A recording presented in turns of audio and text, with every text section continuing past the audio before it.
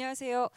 사장학개론 북 콘서트에 참석해주신 여러분들 반갑습니다. 저는 오늘 북 콘서트의 진행을 맡게 된 연합뉴스 TV 아나운서 성유미라고 합니다. 오늘 이 좋은 계절, 이 좋은 날씨에 이렇게 많은 분들께서 와주셨는데요. 지난 5월, 그러니까 작년이었습니다. 저희가 한 600여 명의 독자분들을 모시고 북 콘서트를 열었고요. 당시에 이제 참석하지 못하셨던 많은 분들께서 이런 자리를 한 번만 더 해달라라고 지속적으로 좀 요청을 해주셨다고 합니다. 그래서 1년이 지난 지금 이 자리에서 이렇게 2,700여 명의 많은 분들을 모시고 오늘 다시 한번 이렇게 콘서트를 열게 되었는데요. 여러분들께 다시 한번 감사의 말씀을 드리겠습니다.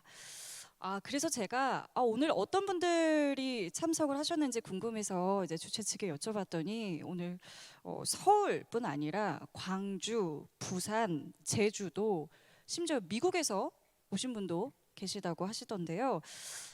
오늘 정말 좋은 이야기 많이 듣고 가시고 삶의 메시지를 많이 찾아가셨으면 좋겠습니다.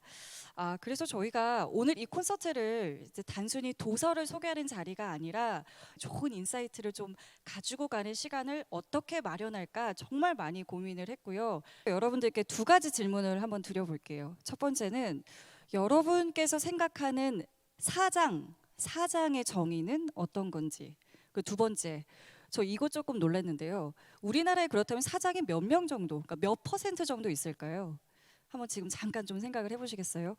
일단 사장이라고 하면 뭐 기본적으로는 사업자를 등록한 사람을 이제 사장이라고 말을 하는데 재작년을 기준으로요. 우리나라의 사업자가 약 900만 명, 그러니까 인구의 25% 정도가 되겠죠. 국세 통계 포털의 통계 자료인데요. 한 25% 정도가 이제 사장의 역할에 있다고 합니다. 여러 가지 규모 면에서는 다를 수 있겠지만 이 사업자의 역할을 하고 있는 우리나라의 25% 정도 되는 사람들의 고민의 모양은 모두 비슷하다라고 합니다.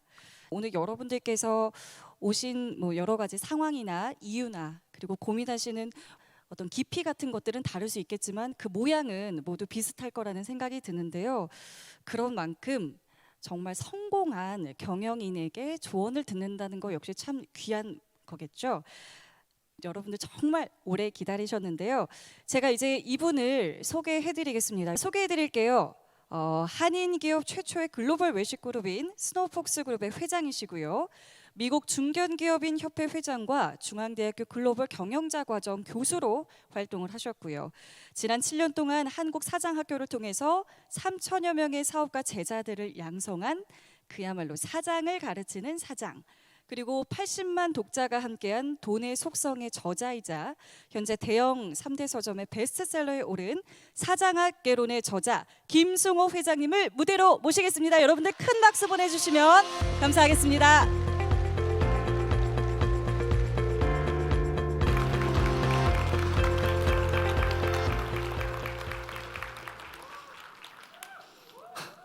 많긴 많네요.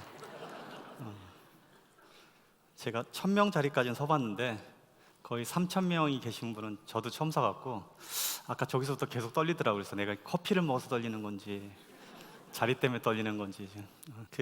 그동안 되게 많은 사업가들을 만나봤는데 아마 오늘 이 자리는 저 사업을 하시는 분 외에도 어쩌면 그냥 직장을 다니시는 분도 꽤 있을 거라고 봐요. 그런데 오늘 이 자리는 여러분들도 다 사장의 자격으로 오셨다고 생각하고 오늘 수업을 진행하겠습니다. 저는 강의라고 안 해요. 수업이라고 해요. 그럼 바로 들어갑시다. 사장학개론 책에 차마 쓸 수가 없었어요. 왜 쓰지 못했는지는 설명하면 좀 이해를 할 거예요. 저는 젊은 청년들이 특히 20대, 30대 아직 자립이 완성되지 않은 사람들이 집에서 자기 개나 고양이를 키우는 것을 반대합니다. 이유는 뭐냐면 더 이상 개나 고양이는 지금 현재 우리처럼 농가에서 지가 애 낳고 지가 자라는 애들 빼놓고는 지금 현대 사회에서 고양이와 개는 가족이에요. 그러니까 20대, 30대는 자기가 자립이 안 되는데 아직 딸린 애가 있는 거나 똑같아요. 그래서 이런 친구들은 개나 고양이 때문에 자기 인생을 망칠 수도 있어요. 자기의 커리어를 망치고 자기 인생을 거기를 돌보는 데 쓰거나 아니면 인간관계를 워낙 개나 고양이 중심으로 움직이기 때문에 삶의 방식이 달라질 수 있어요. 20, 30대는 아직 자립이 되지 않았으면, 그리고 자기의 여유 시간이 충분치 않은 사람들은 개를 키우지 말라고 그럽니다. 개 함부로 키우면 안 돼요. 그러니까 이게 나쁜 건 아닌데 이것 때문에 여러분의 인생 전체를 한 마리 개 때문에 인생을 망칠 수도 있어요. 그래서 젊은 사람들은 개 키우지 말라가 일장이에요. 너무 쉽게 지나가요? 두 번째 얘기는, 예를 들면 부처님 같은 경우에는 29살에 집을 나갔거든요. 그러니까 29, 30 때 그 독립을 했어요. 예수님도 아마 30살 때 공생애를 시작한 걸로 알아요. 이게 보통으로 남자들은 30이 넘고 여자도 30이 넘으면 그때는 자기 주관이 생기고 자기 삶의 가치를 자기가 직접 실현해야 될 나이로 봐요. 거기서부터는 진짜 어른이야. 이제 더 이상 애라고 할 수 없어요. 요새는 20대는 조금 봐줄 수 있죠. 물론 법적으로는 18살부터도 어른이라고 볼 수는 있는데 사회에서 한 구성원의 역할을 하려면 30은 돼야 된단 말이에요. 그러니까 예수나 부처도 30살에 집 나간 거예요. 30살이 넘었다면 자기가 원하는 사람들과 살기를 바랍니다. 더 이상 세상의 눈치를 보지 말고 자기가 좋아하는 사람, 자기가 정말 챙겨야 되는 사람 중심으로 자기 삶을 바꿔야 돼요.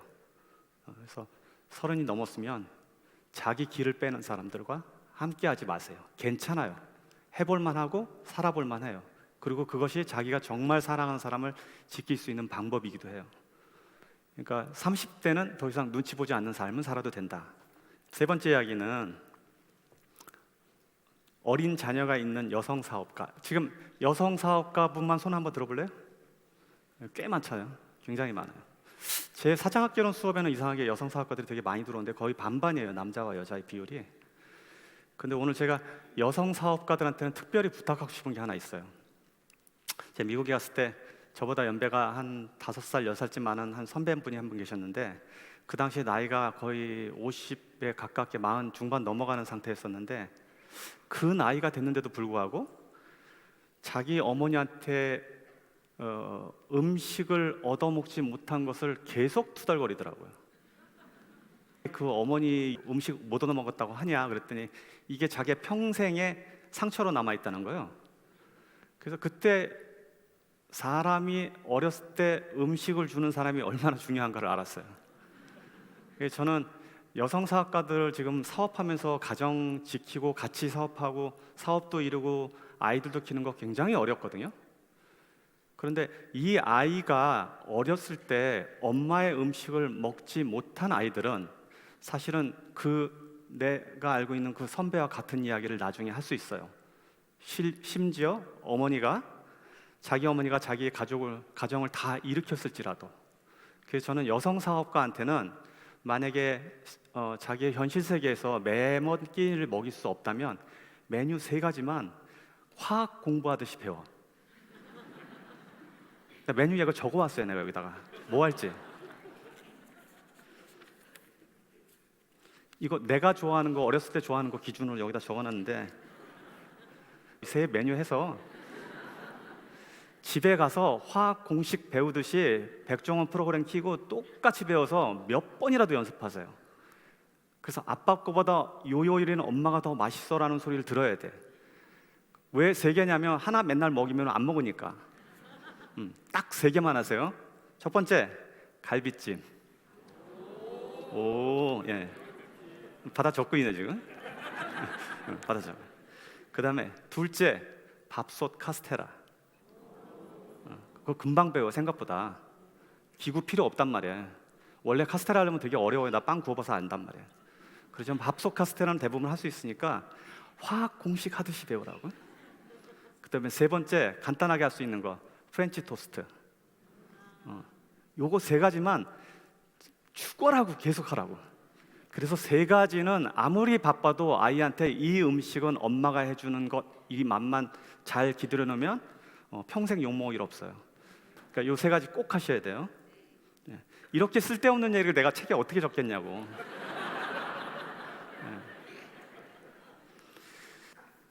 조금 철학적인 얘기 들어갈게요. 이제 저는 여러분이 이제 주체적인 삶을 사장들을 주로 가르치는 사람들이니까 주체적인 삶을 살기를 권고하고 그 삶의 아름다운 가치를 여전히 여러 사장들한테 이야기를 합니다. 그런데 이렇게 삶을 복잡하게 살고 여러 관계에 있는 사람들은 보면 여러 사람이 눈치를 보게 돼 있다고요.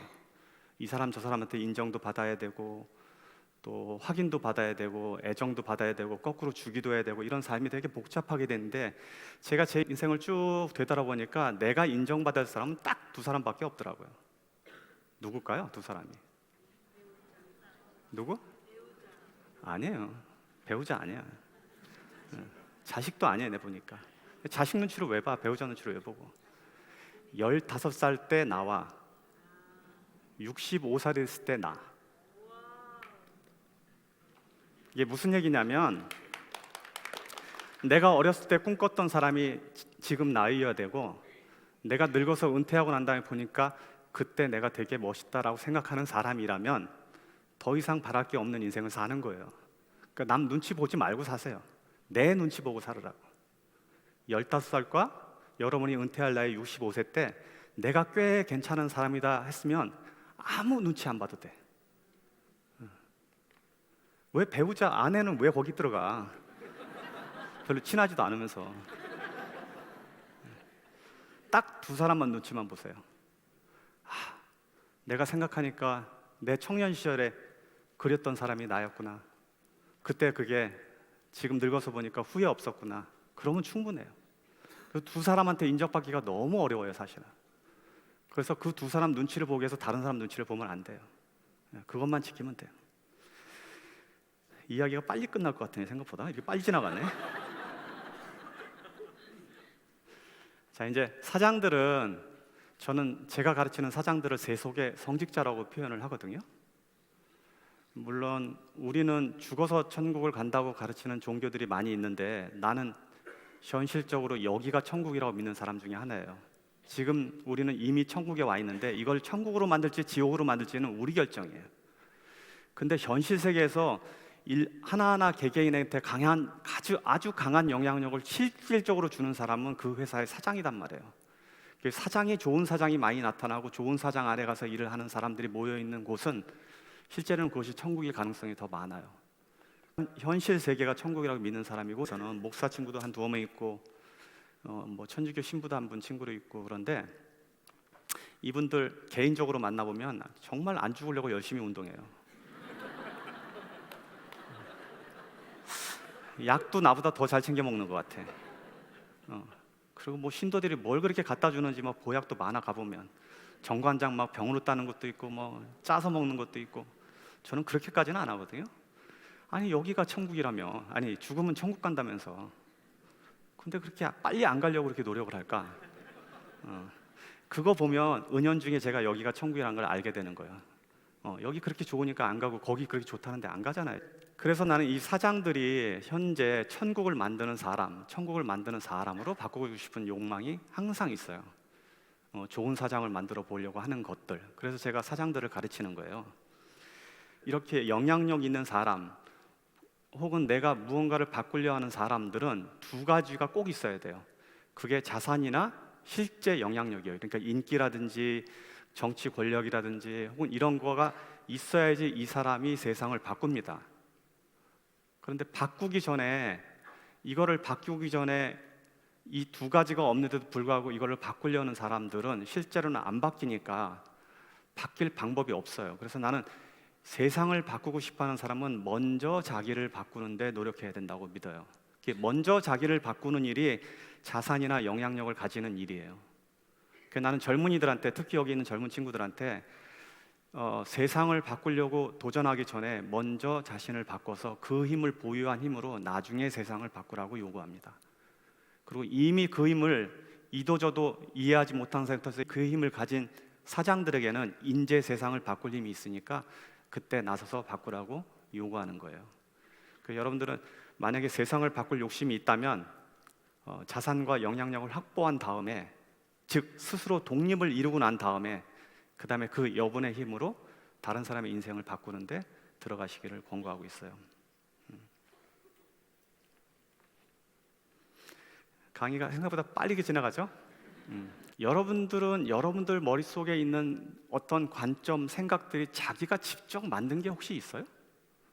독창적인 아이디어라는 게 뭐가 있어요? 사람들은 보통 책을 읽고 자신의 지식의 지평이 점점 넓혀가요. 그거 괜찮아, 넓혀가는데 그 넓혀간 울타리 안에다가 뭘 심으세요? 저는 울타리를 밀어내고 계속 그 농장을 키워가고 있는데 그 안에다 그걸 키우고 나면 그 안에다 뭘 심는단 말이에요. 과실수도 심고 뭐 야채도 심고 한단 말이에요. 자, 여러분들 다 책을 보고 여기 온 분들이에요. 그러니까 책을 읽으면 이 생각의 지평이 넓어지긴 해요. 못 보던 관점들이 자꾸 보이니까. 그래서 넓어진 다음에 그 넓어진 영역 안에는 도대체 뭘 심냐 이거예요. 내 걸 뭘 만들어서 그 안에다 가둘 거예요. 그래서 나는 책을 읽는 것으로 끝나는 것이 아니라 그 책을 읽고 질문이 생겨서 그 질문에 답을 유추해가는 과정이 그 경계 안에 다 들어가야 된다고 믿는 사람이에요. 이걸 하지 않으면 여러분들은 책의 위험에 빠져갖고 오히려 책이 있는 게 독이 될 수도 있어요. 그래서 좋은 책이라는 것은 책을 읽고 난 다음에 그 사고의 지평이 넓어져서 질문이 나오는 거예요. 그러니까 나쁜 책은 정답을 주는 거예요. 사장학개론은 책 서문에 이것대로 하면 안 됩니다라고 써놨단 말이에요. 이 이야기가 그 이야기예요. 내 사고의 지평을 연 다음에 여러분들이 어떤 책을 읽어도 상관없어요. 사고의 지평을 그 책을 통해서 연 다음에 그 지평 안에, 넓어진 지평 안에 자기의 사고를 집어넣어서 거기다가 다 차곡차곡 심어야 돼요. 농사 짓듯이 나무도 심고. 그러려면 어떻게 돼요? 그 책의 본질을 이해하고 난 다음에 이게 옳고 그른지 자기 판단에 따라서 다시 사고해야지. 아무리 위대한 사람이 썼어도 거기에 쓰레기 같은 말이 들어갈 수 있는 거예요. 혹은 이미 방향성이 바뀌어서 그거에 반대로 해야지 되는 경우도 있어요. 그러니까 이런 경우로 사고의 지평을 연 후에 거기에 내가 가진 지적 내 작물을 그 땅 안에다 하나하나 심으세요. 이게 제가 독서를 할 때의 방식으로 여러분들한테 권하는 방법이에요. 그리고 내가 수업 때마다 맨날 얘기합니다. 유명한 사람들의 책을 읽으면 도움이 되기보다는 오히려 힘이 빠지는 경우도 있어요. 왜냐하면 이 사람은 이걸 이렇게 알았을까? 왜 나는 이런 생각을 못했을까? 이건 되게 대단하다 하면서 대단한 사람들만 보여요. 그러니까 이게 주저앉아진다고, 이렇게 사람이 머리를 눌러갖고 주저앉아진 거를 이렇게 주저앉은 거 피려면 어떻게 돼요? 계속 무릎을 굽혔잖아요. 책도 읽으면 또 이렇게 되고 또 피라고. 이 피는 과정이 생각하는 과정이에요. 스스로 생각하는 거예요. 생각해서 그 책에 있는 사실이 사실인지 아닌지, 내 거의 의견을 받아들일지 말지, 어떤 건 좋은지 나쁜지를 분석해서 그거를 다시 자기 마음속의 지평 안에 내 생각을 심어버리라고요. 이게 그럼 자꾸 일어나는 거예요. 이렇게 자꾸 일어나는 거. 이걸 뭐라고 그래? 이렇게 하는 거. 그러면 다리가 든든해지잖아. 그럼 어떤 책을 읽어도 어떤 위인을 만나도 내가 똑바로 설 수 있다고요. 내 관점이 생기니까. 그래서 저는 제일 좋은 책을 그래서 산책이라고 표현해요. 책을 읽고 산책을 하면서 그 책에 대한 내용을 다시 내 걸로 소화해서 따로 만드는 것. 이 과정이 책 읽은 사람은 꼭 봐야 돼요. 이렇게 거의 3,000명에 가까운 사람이 와 있는데 책 한 권 때문에 이렇게 왔다? 이거 말이 안 된단 말이에요. 그럼 여러분들은 내 생각에 다 포함된 거잖아요. 독자적으로 생각한 게 아니고. 그래서 오늘 가셔서는 앞으로 책을 읽을 때는 열려진 지평 안에 내 생각을 따로 심어서 그 안에 내 작물을 따로 심으세요. 그러면 여러분의 스토리가 따로 나올 거예요. 책을 보는 관점도 틀려지고. 그러면 책에 피해가 없어져요. 안 그러고 이거를 문자 그대로 받아들이고 문자 그래도 이해하면은 거기에 나온 방식 그대로 하다 보니까 우리 둘 다 망하는 거예요. 갑자기 화난 것 같아 내가.